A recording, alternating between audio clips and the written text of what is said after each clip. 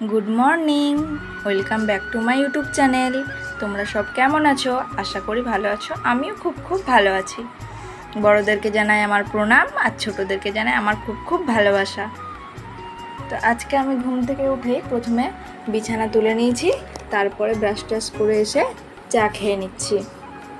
আজকে মা চা করেছিল, চাটা করে কাজে চলে গেছে আর এখন বাজে প্রায় 8:30।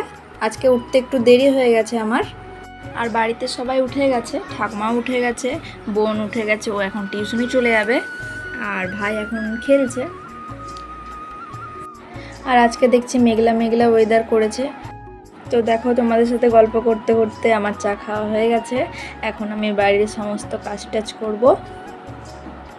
ভিডিওটা স্কিপ না করে ভিডিওটা তোমরা দেখতে থাকো, আমি বাড়িতে কি কাজ করি। প্রথমে আমি এখানকার জামা কাপড়গুলো গুছিয়ে নেব। আর আমাকে জামা কাপড়গুলো প্রায়ই গোছাতে হয়, কেননা ভাই নিয়ে ওলট পালট করে দেয় জামা কাপড়গুলো। বোন গোছায়, ও গোছায় না এরকম হয় না, ওর যখন মন হয় তখন গোছায়। তো দেখো, আমার কাপড়গুলো গোছানো হয়ে গেছে। এখন আমি এদিকে রান্না বসিয়ে দিয়েছি, একদিকে ভাত হচ্ছে আর একদিকে ডাল করছি। আর একটু আগে হালকা হালকা রোদ দিচ্ছিল, তাই কালকের কাপড়গুলো ভিজা ছিল, তাই রোদে দিয়ে দিয়েছিলাম। তো ওগুলো আমি এখন তুলে নিয়ে চলে এসেছি, শুকিয়ে গেছে জামা কাপড়গুলো। তো এইখানে একটু গুছিয়ে নেব আমি। আমার জামা কাপড়গুলো গোছানো হয়ে যাওয়ার পর আমি বাইরে গিয়েছিলাম, জামা কাপড়গুলো কেচে দিয়েছি। এখন আমি সেগুলো মিলে দেব।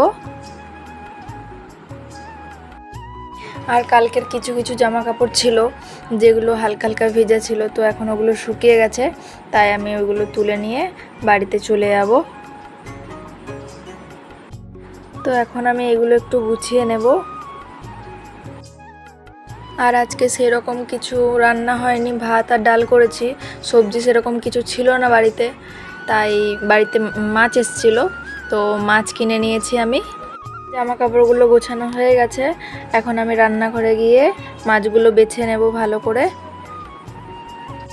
দেখো, তোমাদের সাথে গল্প করতে করতে আমার মাছগুলো বাছা হয়ে গেছে প্রায়। আর এখন বাইরে প্রচণ্ড বৃষ্টি হচ্ছে, তাই বোনকে বললাম যে জামা কাপড়গুলো তুলে আনতে। ও টিউশনি থেকে চলে এসছে, 10:30 11টার মধ্যে চলে এসছে। তো ওকে বললাম জামা কাপড়গুলো একটু তুলে দিতে, ও তুলে দিয়েছে। আর বাইরে তো প্রচণ্ড বৃষ্টি হচ্ছে। আমাদের এদিকে একটু বৃষ্টি হলেই বাড়িতে অনেক জল ঢুকে যায়। এরপর আমি চলে গেলাম আবার রান্নাঘরে, গিয়ে মাছে হলুদ আর নুন মাখিয়ে দিয়েছি। আর কড়াই তেল বসিয়ে দিয়েছি, তেলটা গরম হতে আমি মাছগুলো দিয়ে দিচ্ছি। মাছগুলো এখন আমি ভেজে নেব লাল লাল করে। তো দেখো, আমার মাছগুলো ভাজা হয়ে গেছে। এখন এদিকে মশলা নিয়ে নিয়েছি, এখানে আদা রসুন পেঁয়াজ বাটা আর ধনে গুঁড়ো জিরে গুঁড়ো লঙ্কা গুঁড়ো সব একসাথে নিয়ে নিয়েছি।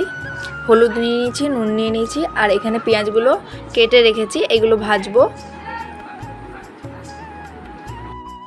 আর ওখানে আলুগুলো ছোট ছোট করে কাটা হয়ে গেছে মাছের তেলটা করার জন্য। আগে মাছ রান্না করে নেব, তারপরে মাছের তেলটা করা হবে। তো দেখো, আমি প্রথমে মশলা কষিয়ে নিয়েছি, এরপর আমি মাছগুলো দিয়ে দিয়েছি, একটু জল দিয়ে দিয়েছি। এখন আমি এটা একটু ঢাকা দিয়ে দেবো।